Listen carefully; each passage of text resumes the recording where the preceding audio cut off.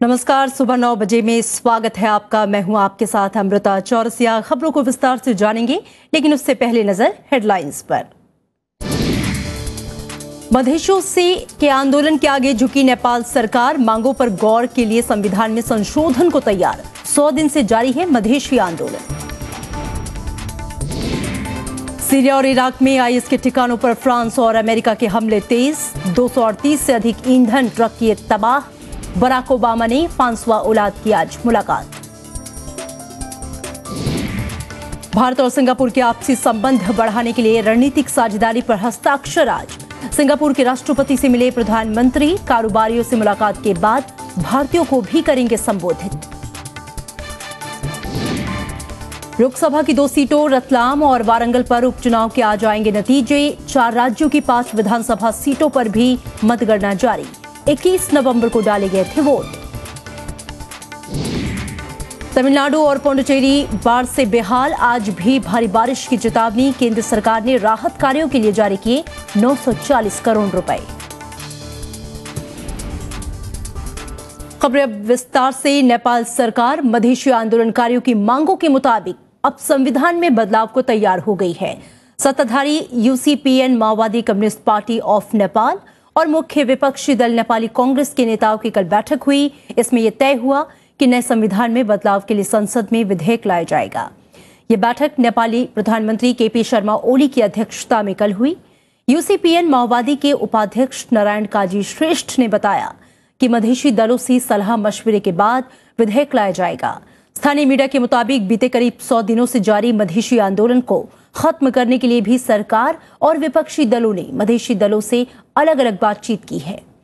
सप्तारी जिले में रविवार को एक राजमार्ग से जबरन नाकेबंदी हटाने की कोशिश के दौरान पुलिस गोलीबारी में 4 मधेशी प्रदर्शनकारियों की मौत हो गई थी, जिसके बाद से आंदोलन समाप्त कराने को लेकर सरकार दबाव में है। मधेशी नए संविधान में बनाए गए संघीय प्रांतों का फिर से सीमांकन करने की मांग कर रहे हैं। नेपाल सरकार ने सीमा और राजमार्गों पर बैठे मधेशी प्रदर्शनकारियों को हटाने का फैसला किया है। इसके लिए तराई इलाकों में हालात को काबू में लाने के लिए नेपाल पुलिस, सशस्त्र पुलिस बल और राष्ट्रीय जांच ब्यूरो को संयुक्त रूप से तैनात करने का फैसला लिया गया। हालांकि नेपाल में ताजा हिंसा के बाद तनाव है। आंदोलन की वजह से नेपाल को ईंधन, दवाइयों समेत दूसरी जरूरी सामानों की भारी किल्लत का सामना करना पड़ रहा है। नए संविधान के विरोध में तराई के इलाके में मधेशी आंदोलन 100वें दिन भी जारी रहा। वीरगंज सीमा पर हिंसा होने के बाद हालात और ज्यादा खराब हो गए हैं। मधेशी और जनजाति समूहों ने 1 महीने के और आंदोलन की चेतावनी दी है। आंदोलन की वजह से नेपाल को ईंधन और दवाओं जैसी जरूरी चीजों की भारी किल्लत है। हम छलफल करने को तैयार हैं। या नेपाल से किस किस को बुलाना है, बुला के हम लोग फॉर्मली इनफॉर्मली ट्रैक 2 ट्रैक 3 कैसे भी इसको सुलझाना है। समय न गंवाएं। भारतवर्ष तो देखिए महान है, बड़ा देश से कोई फर्क नहीं पड़ेगा, नहीं पड़ता है, लेकिन नेपाल तो बर्बाद हो रहा है। नेपाल की बर्बादी में भारत का कोई लाभ नहीं। भारत में नेपाल के राजदूत दीप उपाध्याय ने सीमा पर फंसे ट्रकों को जल्द रवाना करने पर भी जोर दिया।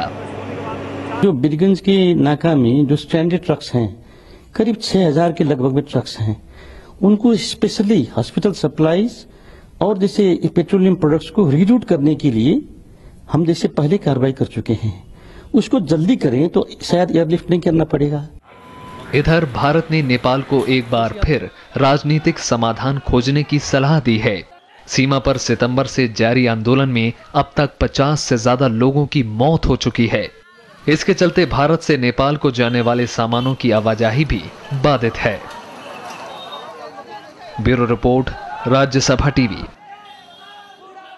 प्रधानमंत्री नरेंद्र मोदी के आज सिंगापुर के राष्ट्रपति टोनी तेन से मुलाकात की। अब से कुछ देर बाद दोनों देशों के बीच रणनीतिक साझेदारी से जुड़े समझौतों पर हस्ताक्षर करेंगे। प्रधानमंत्री का इससे पहले सिंगापुर में औपचारिक स्वागत किया गया। सिंगापुर दौरे का आज दूसरा और आखिरी दिन है। आज उनका सिंगापुर के प्रधानमंत्री से मिलने का कार्यक्रम है। इसके अलावा वो सिंगापुर के बड़े कारोबारियों से भी मुलाकात करेंगे।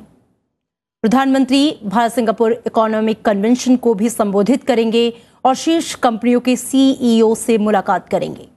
प्रधानमंत्री नरेंद्र मोदी बाद में नेताजी सुभाष चंद्र बोस के नेतृत्व में गठित की गई इंडियन नेशनल आर्मी स्मारक में श्रद्धांजलि देंगे। इसके अलावा वो सिंगापुर के तकनीकी शिक्षा संस्थान में कौशल विकास के लिए विख्यात संस्थान का दौरा करेंगे। शाम को वो सिंगापुर में रहने वाले प्रवासी भारतीयों को संबोधित करेंगे। शाम को प्रधानमंत्री का स्वदेश वापसी का कार्यक्रम है। प्रधानमंत्री नरेंद्र मोदी ने कहा है कि आतंकवाद को धर्म से अलग रखना चाहिए। सिंगापुर में कल 37वें सिंगापुर लेक्चर कार्यक्रम के दौरान उन्होंने कहा कि दुनिया को आतंकवाद के खिलाफ साझा जंग करनी होगी।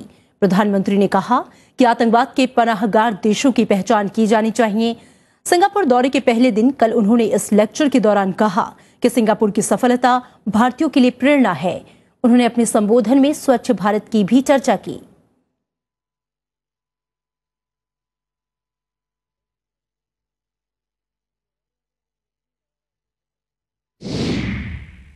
The world must speak in one voice and act unison.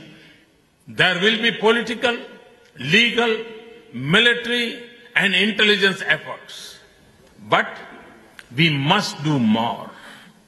Countries also must be held accountable for centuries' support, arms and funds. Nations must cooperate more with each other. Societies must reach out within and to each other. We must de-link terrorism from religion and assert the human values that define every faith. In India, the Swachh Bharat campaign is not just a program to clean our environment, but to transform the way we think, live and work. For quality, efficiency and productivity are not just technical measures, but also a state of mind and a way of life. Bharat और Malaysia ने सुरक्षा और रक्षा संबंध मजबूत करने का फैसला किया है। कुआलालंपुर में कल प्रधानमंत्री नरेंद्र मोदी और मलेशिया के प्रधानमंत्री नजीब रज्जाक ने आतंकवाद के खिलाफ मिलकर लड़ने का संकल्प लिया। दोनों देशों के बीच साइबर सुरक्षा, संस्कृति और लोक प्रशासन के एक क्षेत्र में सहमति पत्र पर हस्ताक्षर किए गए। मलेशिया की राजधानी कुआलालंपुर में प्रधानमंत्री नरेंद्र मोदी का सोमवार को भव्य स्वागत किया गया। इस मौके पर मलेशिया के प्रधानमंत्री नजीब रज्जाक भी मौजूद थे। दोनों नेताओं के बीच प्रतिनिधि मंडल स्तर की वार्ता हुई। भारत और मलेशिया ने आतंकवाद, समुद्री सुरक्षा और सुरक्षा चुनौतियों पर बात की। I am particularly grateful to you for your security cooperation. It underlines our shared commitment to deal with our security challenges. We will continue to deepen our cooperation in this area. Malaysia and India, we share a lot of common position with respect to counter terrorism. We will work closely together to defeat violent extremism and terrorism. Bharat और Malaysia के बीच 3 सहमति पत्रों पर दस्तखत हुए हैं। ये सहमति पत्र साइबर सुरक्षा, संस्कृति और लोक प्रशासन से जुड़े हैं। प्रधानमंत्री ने मलेशियाई छात्रों को भारत में पढ़ाई करने का न्योता दिया। उन्होंने दोनों देशों की डिग्रियों को मान्यता देने से जुड़ा समझौता जल्द पूरा करने की बात कही। वहीं मलेशिया दिल्ली में नया कन्वेंशन सेंटर बनाएगा। I express our desire to see the enhanced Malaysian participation in areas such as expansion and upgradation of infrastructure, Make in India and Smart Cities projects. प्रधानमंत्री ने मलेशिया के लिटिल इंडिया में तोरण द्वार का भी उद्घाटन किया। उन्होंने इसे भारत और मलेशिया के बीच मित्रता का प्रतीक बताया। मलेशिया के लिए भारत ने ऐसी व्यवस्था की है कि खास प्रोजेक्टों के लिए उसे अंतर्राष्ट्रीय प्रतिस्पर्धा में भाग न लेना पड़ेगा।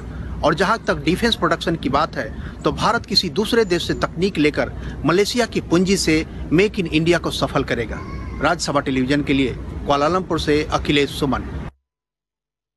इराक और सीरिया में आईएस के ठिकानों को निशाना बनाकर फ्रांस और अमेरिका के हमले तेज हो गए हैं। पेरिस हमले के बाद भूमध्य सागर पहुंचे फ्रांस के युद्धपोत चार्ल्स डी गॉल से विमानों ने उड़ान भरी और इराक और सीरिया में आईएस के ठिकानों को निशाना बनाया है। सीरिया में रूस के भी हमले जारी हैं। रूस ने आईएस के तेल ट्रकों को निशाना बनाया है। फ्रांस के राष्ट्रपति फ्रांसवा ओलांद इस समय अमेरिका के दौरे पर हैं और उनके अमेरिकी राष्ट्रपति बराक ओबामा से आज मुलाकात होनी है। और इसी बीच पेरिस हमले के बाद आतंकियों से जुड़े लोगों की धरपकड़ के लिए अभियान जारी है। सरकार ने पेरिस हमले में शामिल एक और आतंकी की फोटो जारी की है। स्टेडियम के बाहर हुए हमले में ये तीसरा आतंकी भी शामिल था। इधर बेल्जियम की राजधानी ब्रसेल्स में आईएस के हमले की आशंका के मद्देनजर हाई अलर्ट जारी है। कल पुलिस ने यहां 16 संदिग्ध लोगों को गिरफ्तार किया था। बेल्जियम में स्कूल और कॉलेज आज भी बंद रखने का फैसला किया गया है। हेलीकॉप्टरों से भी हर संदिग्ध गतिविधियों पर कड़ी नजर रखी जा रही है। इधर पेरिस हमलों के बाद अमेरिका ने अपने नागरिकों को दुनिया में यात्रा के मद्देनजर सतर्कता बरतने के निर्देश दिए हैं।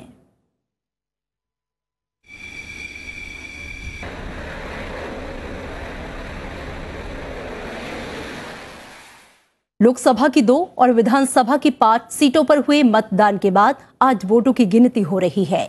तेलंगाना में वारंगल और मध्य प्रदेश में रतलाम लोकसभा सीटों पर उपचुनाव 21 तारीख को हुआ था।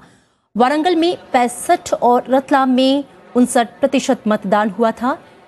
इस उपचुनाव के लिए 21 नवंबर को वोट डाले गए थे।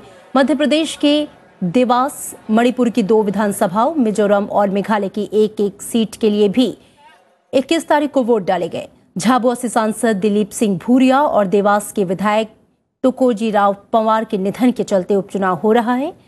दोनों ही स्थानों पर बीजेपी का कब्जा था।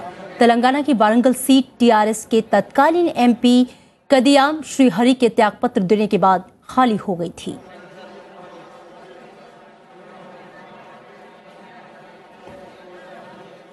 तमिलनाडु और पुडुचेरी बाढ़ से बेहाल हैं। इससे लोगों की परेशानियां दिन पर दिन बढ़ती जा रही हैं।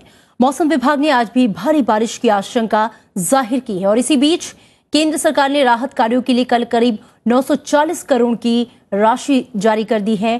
केंद्र सरकार ने नुकसान के जायजे के लिए केंद्रीय टीम भेजने का फैसला किया है और इससे पहले मुख्यमंत्री जयललिता ने प्रधानमंत्री को चिट्ठी लिखकर 8,481 करोड़ के नुकसान की बात कही थी। तमिलनाडु और पुडुचेरी के कई हिस्सों में रविवार से रुक रुक कर हो रही बारिश ने लोगों की परेशानी बढ़ा दी है। इससे चेन्नई समेत तमिलनाडु के कई रिहायशी इलाकों में फिर से पानी भर गया है। अभी भी हजारों लोग पानी के बीच रहने को मजबूर हैं। लोग खुद ही रिहायशी इलाकों से पानी निकालने की कोशिशों में जुटे हैं। 15 days it has been raining over here and initially there was no water. But now from past 1 week, around 2 feet of water has been stagnant and a lot of snakes and rats have died and it looks like there's an epidemic going to break over here in this particular area. मौसम विभाग ने अगले 24 घंटों में चेन्नई समेत राज्य के 6 जिलों में भारी बारिश की चेतावनी जारी की है। इसके बाद इन शहरों में स्कूल कॉलेज बंद कर दिए गए हैं। कुडलोर, कांचीपुरम, चेन्नई और तिरुवल्लुर जिले में सबसे ज्यादा असर देखा जा रहा है। 4 लाख से अधिक लोगों को राहत शिविरों में भेजा गया है। केंद्र सरकार ने तमिलनाडु में राहत और पुनर्वास के लिए तत्काल 939 करोड़ रुपए जारी कर दिए हैं। इससे पहले राज्य की मुख्यमंत्री जयललिता ने वित्तीय मदद के लिए प्रधानमंत्री को चिट्ठी लिखी थी। इसमें 8,481 करोड़ के नुकसान का जिक्र था। जयललिता ने प्रधानमंत्री से राहत कार्य के लिए तत्काल 2,000 करोड़ रुपए जारी करने की अपील की थी। मुख्यमंत्री के मुताबिक तमिलनाडु में बारिश से अब तक 169 लोग जान गंवा चुके हैं। पिछले 2 हफ्ते से जारी बारिश से अब लोगों को जरूरी सामानों की आपूर्ति में बाधा पहुंच रही है। तमिलनाडु में फसलों को बड़े पैमाने पर नुकसान पहुंचा है। उद्योग धंधे पर भी खासा असर पड़ा है। Bureau report, Rajya Sabha TV. Supreme court Tamil Nadu की मुख्यमंत्री जयललिता के खिलाफ आय से अधिक संपत्ति के मामले में अगले साल 2 फरवरी से रोजाना सुनवाई करेगा। कर्नाटक सरकार ने जयललिता को आय से अधिक संपत्ति के मामले में बरी करने के कर्नाटक हाईकोर्ट के फैसले को सुप्रीम कोर्ट में चुनौती दी है। भूमि अधिग्रहण विधेयक पर बनी संयुक्त संसदीय समिति की कल बैठक हुई। इसमें समिति का कार्यकाल 3 हफ्ते बढ़ाने का फैसला किया गया। शीतकालीन सत्र में समिति की ओर से इस बारे में प्रस्ताव किया जाएगा। सूत्रों के मुताबिक कल की बैठक में कांग्रेस और तृणमूल कांग्रेस के सदस्यों ने समिति की बैठक के औचित्य पर ही सवाल उठाए। इन सदस्यों का कहना था कि प्रधानमंत्री नरेंद्र मोदी रेडियो कार्यक्रम मन की बात में इस बिल को वापस लेने की बात कह चुके हैं। ऐसी स्थिति में संयुक्त समिति में इस बिल पर चर्चा के कोई मायने नहीं है। ये सदस्य बिल को वापस लेने पर सरकार से सफाई चाहते हैं। समिति को 26 नवंबर से शुरू होने वाले शीतकालीन संसद सत्र में अपनी रिपोर्ट सौंपनी थी। केंद्र सरकार 2013 के कानून में किसानों की सहमति और सामाजिक प्रभाव के आंकलन से जुड़े संशोधन से पीछे हटने के पक्ष में नहीं है।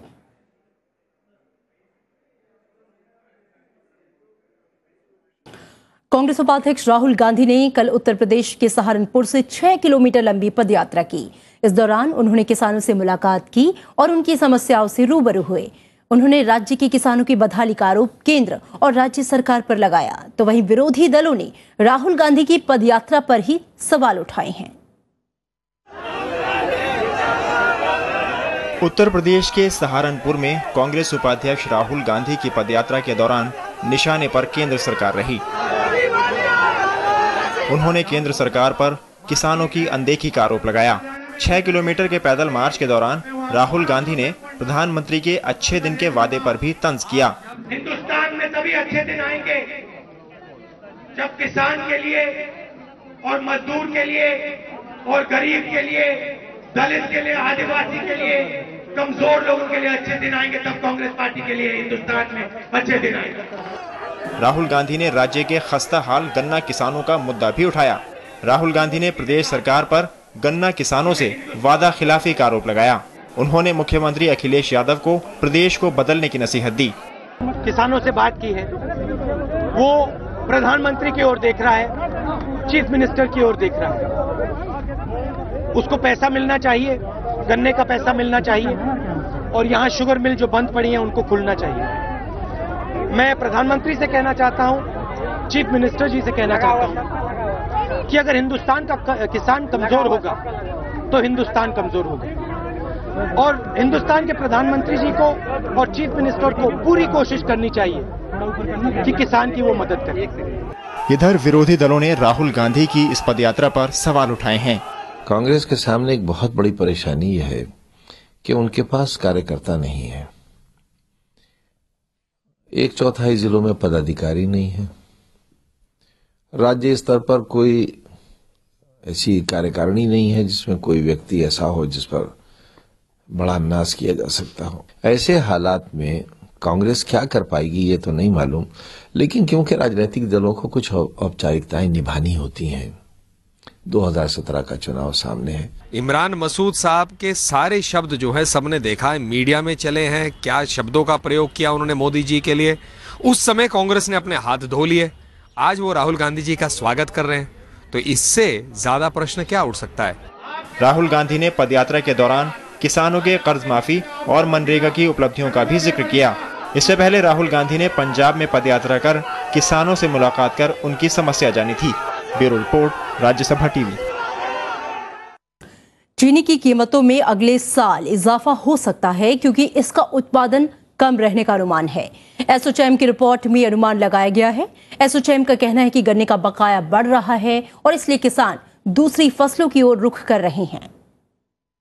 चीनी उद्योग के प्रमुख संगठन इस्मा की ताजा अनुमान के अनुसार 2015-16 में चीनी का उत्पादन 27 मिलियन टन रहने का अनुमान है।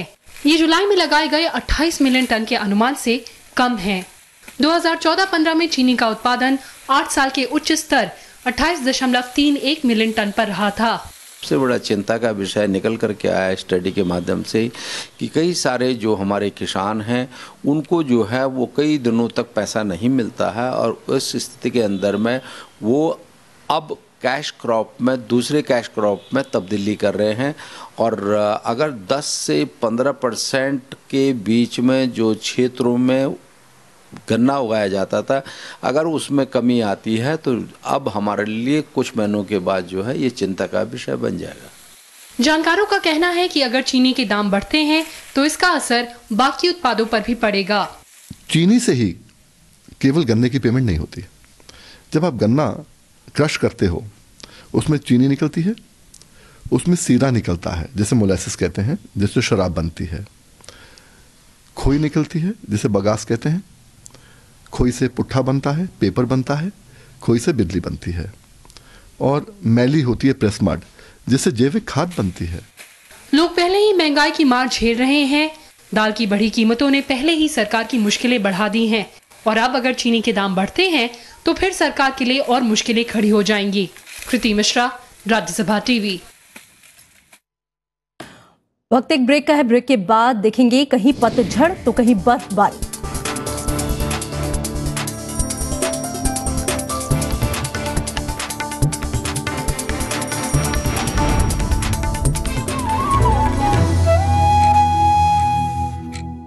ब्रेक के बाद स्वागत है आपका। बॉलीवुड अभिनेता आमिर खान ने भी देश में बढ़ती असहिष्णुता के खिलाफ आवाज उठाई है। उन्होंने कल कहा कि बीते 6 से 8 महीने में देश में भय और असुरक्षा का माहौल बढ़ा है। आमिर के इस बयान को जहां विपक्षी दलों का समर्थन हासिल हुआ तो वहीं बीजेपी ने इस पर कड़ी प्रतिक्रिया दी है। कई लेखकों, साहित्यकारों के बाद अब बॉलीवुड अभिनेता आमिर खान ने भी देश में बढ़ती असहिष्णुता के खिलाफ आवाज उठाई है। आमिर ने कल पत्रकारिता के प्रतिष्ठित रामनाथ गोयनका अवार्ड कार्यक्रम के दौरान कहा कि हाल की कई घटनाओं ने उन्हें चिंतित किया है और उनकी पत्नी किरण राव ने तो देश तक छोड़ देने की बात कही थी। I think in the last maybe 6 months, 8 months, there has been a growing sense of despondency, I would say. I mean, when I sit at home and talk to Kiran, you know, Kiran and I have lived all our lives in India. For the first time, Kiran says, should we move out of India? Now, that's a disastrous and very big statement for Kiran to make to me. अब विपक्षी दलों ने आमिर के इस बयान के बहाने BJP और सरकार को आलोचना के घेरे में लिया है। दिल्ली के मुख्यमंत्री अरविंद केजरीवाल ने भी ट्वीट करके आमिर खान के बयान का समर्थन किया है। जो विभिन्न धर्म, विश्वासों और पूजा में विश्वास रखते हैं, उनके बीच में अगर सहिष्णु वातावरण बनाने में नाकामयाब हैं तो पुनः एक बार फिर सहिष्णुता पर देश में बहस होनी चाहिए। आमिर खान का कहना काफ़ी हद तक सही है। स्थिति तो बिगड़ती जा रही है। जिस तरह से पूरी दुनिया में, पूरे विश्व में जिस तरह से आतंक का एक खतरा मंडरा रहा है, वो खास के युवा पीढ़ी के लिए बहुत ही चिंता का विषय है। लेकिन फिल्म अभिनेता अनुपम खेर ने असहिष्णुता पर आमिर के बयान की आलोचना की है। उन्होंने एक के बाद एक ट्वीट में आमिर से सवाल किया कि क्या आपने किरण से पूछा कि वो भारत छोड़कर किस देश में जाना चाहेंगी? क्या आपने उन्हें बताया किसी देश ने आपको आमिर खान बनाया है? गौरतलब है कि हाल में कई लेखकों और साहित्यकारों ने देश में बढ़ती असहिष्णुता के खिलाफ साहित्य अकादमी और पद्म पुरस्कार लौटाए थे। हालांकि प्रधानमंत्री नरेंद्र मोदी ने देश और देश के बाहर कई मंचों पर इस पर सफाई दी है। Bureau report, Rajya Sabha TV. Goa में चल रहे अंतर्राष्ट्रीय फिल्म महोत्सव में अपने साथ हुई बदसलूकी को लेकर FTII के छात्रों में गुस्सा है। इसी सिलसिले में गोवा की राजधानी पणजी में कल एक प्रेस कॉन्फ्रेंस कर FTII के पूर्व छात्रों ने नाराजगी जाहिर की। छात्रों का साथ देने के लिए प्रेस कॉन्फ्रेंस में जाने माने फिल्मकारों ने भी शिरकत की। गोवा में एक ओर जहां सालाना अंतर्राष्ट्रीय फिल्म महोत्सव की धूम है, वहीं दूसरी ओर हर साल महोत्सव की रौनक बढ़ाने वाले film and television institute of India के छात्र महोत्सव में अपने साथ हुई बदसलूकी को लेकर गुस्से में हैं। दरअसल महोत्सव के उद्घाटन के दौरान पुलिस ने FTII के कुछ पूर्व छात्रों को गिरफ्तार कर लिया था, जिसे लेकर छात्रों में नाराजगी है। जो कि FTII स्टूडेंट्स के साथ हुआ है पिछले 2 दिनों में, वो भी काफ़ी ही निंदनीय है और ये दिखता है कि ये फेस्टिवल नहीं है, बल्कि ये पुलिस को घेर के बस कुछ खास लोगों को फिल्म दिखाने की कोशिश की जा रही है। ऐसे झूठे चार्जेस लगा के, वो भी एक प्लाकार्ड उठाने पे, प्रोग्राम खत्म होने के बाद जो हमने स्लोगन लगाया उसके बाद ये चार्जेस, झूठे चार्जेस, 3 क्रिमिनल चार्जेस, तो ये तो बहुत डरावना है। छात्रों के साथ हुई बदसलूकी पर फिल्मकारों ने भी चिंता जताई है। गवर्नमेंट की सोच क्या है? क्या ये लोग समझते हैं ये स्टूडेंट जो हैं अपनी आवाज़ नहीं उठाएं, कि जो भी नौजवानों को भी स्टूडेंट्स उनका आवाज़ नहीं उठाएं? उनका हक बनता है सवाल पूछना, और आप उनको ही रुकवा रहे हैं। मुझे लगता है कि ये सिर्फ FTII का सवाल नहीं है, और क्षेत्रों में भी ये प्रश्न पूछना ठीक तरीके से देखा नहीं जा रहा है, और कोशिशें हो रही हैं कि ये प्रश्न पूछना बंद करो।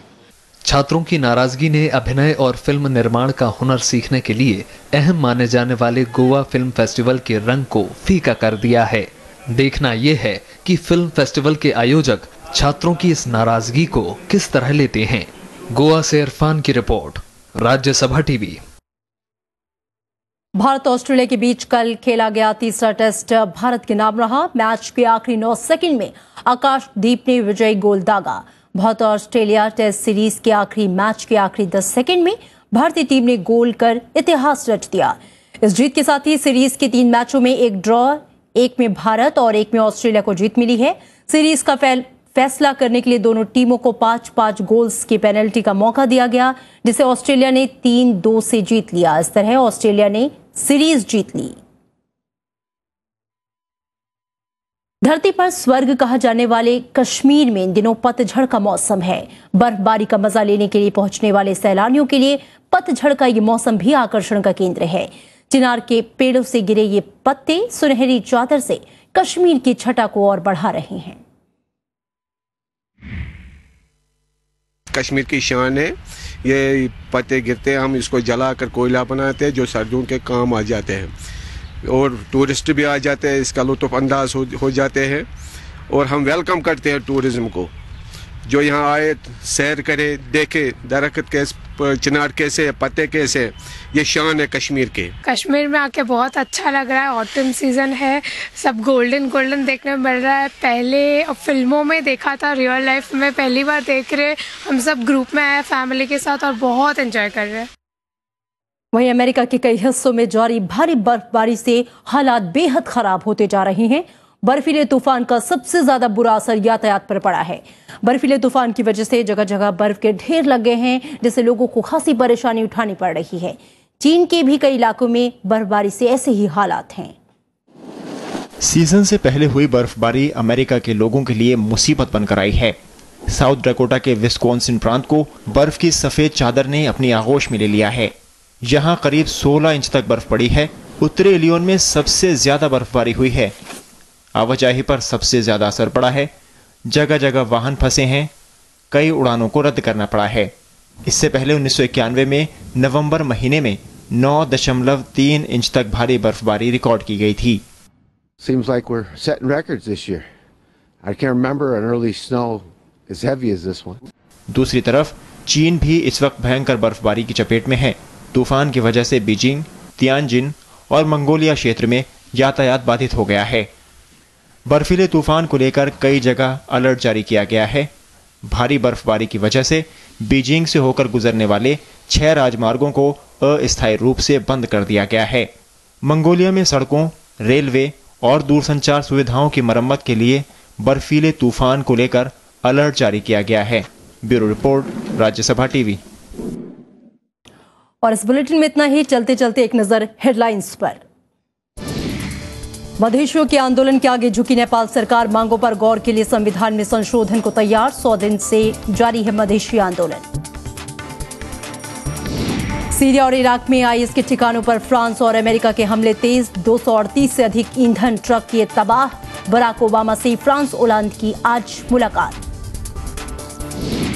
भारत और सिंगापुर के आपसी संबंध बढ़ाने के लिए रणनीतिक साझेदारी पर हस्ताक्षर आज। सिंगापुर के राष्ट्रपति से मिले प्रधानमंत्री। कारोबारियों से मुलाकात के बाद भारतीयों को भी करेंगे संबोधित।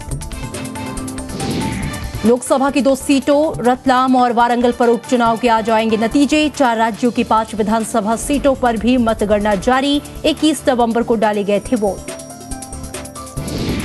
तमिलनाडु और पुडुचेरी बाढ़ से बेहाल। आज भी भारी बारिश की चेतावनी। केंद्र सरकार ने राहत कार्यों के लिए जारी किए 940 करोड़ रुपए।